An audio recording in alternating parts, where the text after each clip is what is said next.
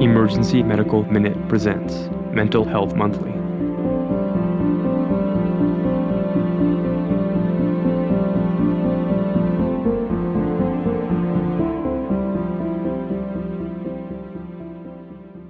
Hi, I'm Kim Nordstrom. I'm an emergency psychiatrist and associate professor here in Denver at the University of Colorado.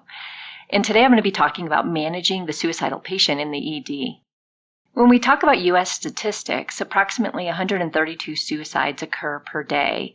And for every suicide completion, there are about 30 attempts.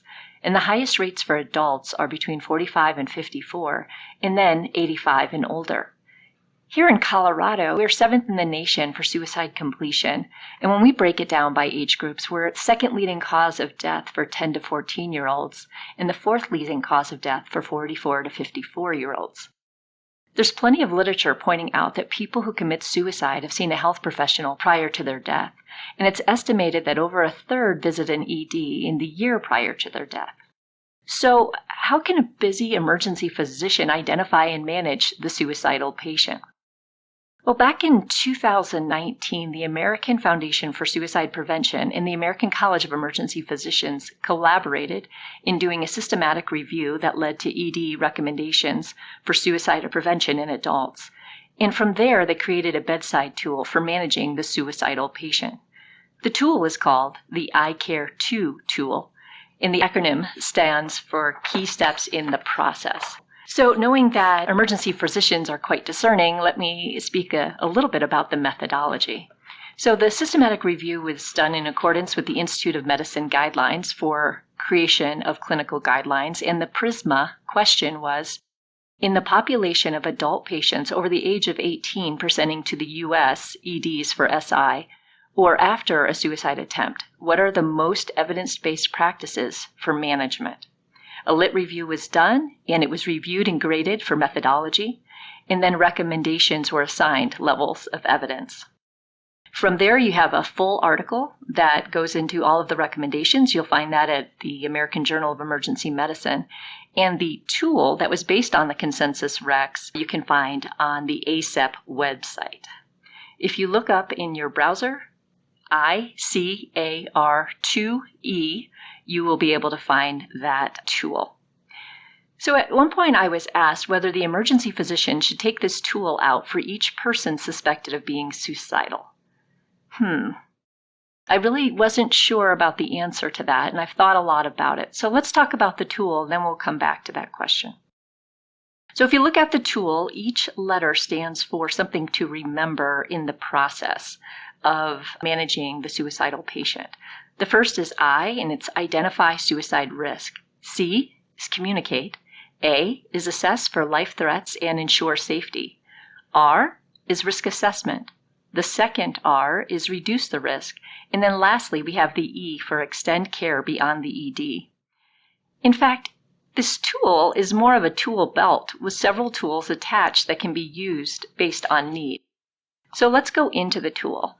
When we talk about identify risk, so you go into that first piece and there's a number of drop downs that have you think about to put, yellow flags in your mind when you see certain presentations. Is that single car motor vehicle crash, was it because the road was icy, or was that a suicide attempt? Are those burns? Could those burns be related to a suicide attempt? So there are a number of presentations that are listed that indicate possible risk. And then it's also noted in terms of other clues that might help establish that issue. Lastly, in the identify of suicidal risk are several screens that are embedded in the tool so that you can pull them out if you'd like to use a screen. Next is communicate. Well, yeah, right. Communicate, talk to people, but they're actually going further than that. It's about creating a safe space and enhanced rapport so that the patient will be more likely to be vulnerable in sharing what's going on. And they give you a number of tips on how to do that. The next piece is assess for life threats and ensure safety. This is looking at pieces of the environment. Is the environment safe? Is it free of potential means such as sharps or cords or tubes for the person if they are currently at high suicide risk?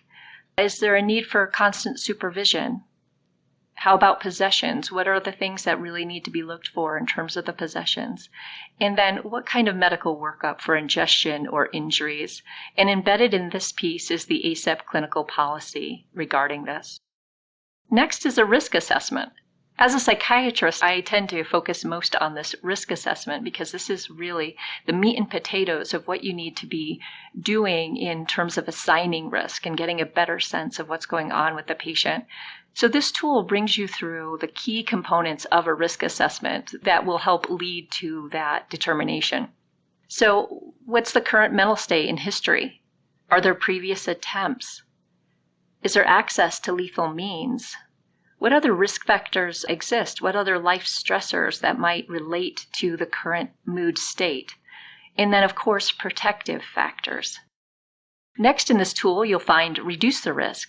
In this, if you're thinking about discharge being possible, if the person is in the low risk range or even moderate risk, things that you can do to help reduce the risk and allow for discharge include counseling on lethal means, and there are resources, again, embedded in this tool to help you with that. Establishing a safety plan, there are printable templates to help you and the patient come up with a safety plan that is meaningful. And then the next step when it comes to a safety plan that I always make sure to do is to communicate that safety plan and lethal means plan with a close family member or friend, so a natural support with the patient. Either bring that person in the room for all three of us to discuss the plans, or I get that person on the phone. Provide medications if indicated. And then, of course, if the person is at high, moderate, or high risk, consider disposition to inpatient psychiatry. Lastly, the tool talks about extending care beyond the ED. So what are the next steps in place for the person's mental health care or substance use disorder care or even medical care, especially if ongoing medical issues were a stressor that related to the suicidal thoughts? Another piece that's discussed in this part of the tool is follow-up after discharge. I mean, there's a great body of evidence now that shows that communication in various forms, even phone calls or postcards after discharge, has reduced patients' risk for suicide. So, going back to that question as to whether the tool, or as I say, the whole tool belt, needs to come out for each patient, I say only if you need all the tools. Once you get more familiar with each piece, it'll become second nature. I suggest keeping it handy, though, in order to have a quick reference and to print off usable templates. Please look for the ICAR tool on the ACEP website. The tool is available to non-members. Thank you. We'd like to thank our sponsor, Health One Continental Division, and Swedish Medical Center for their financial contributions to the EMM. Donations from them and listeners like you make it possible for us to fulfill our mission of producing and spreading free medical education to the masses. If you enjoy our show, please consider making a one-time or recurring donation to help cover our operational costs and keep the EMM awesome. Click on the link in our show notes to make a donation. Thank you for listening.